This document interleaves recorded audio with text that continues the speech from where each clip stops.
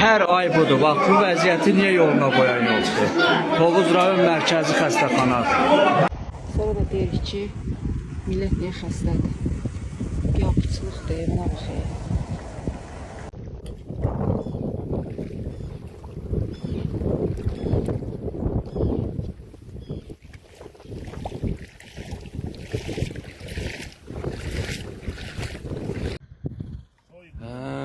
Bıçaqların soyqırımı.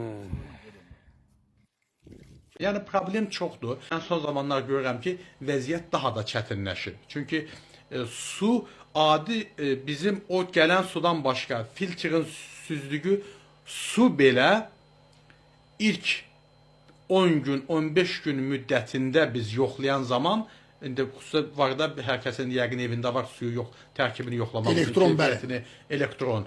Məsələn görürsən ki, su normaldır.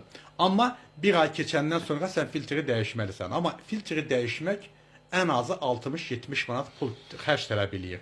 Və evə qoyulan filtrləri də dəyişmək. Demək, bir insanın normal sağlamlığına təminat verəcək sudan istifadə etməsi üçün ona aylıq elə 200-250 manat pul lazımdır ki, bu filtrləri dəyişsin.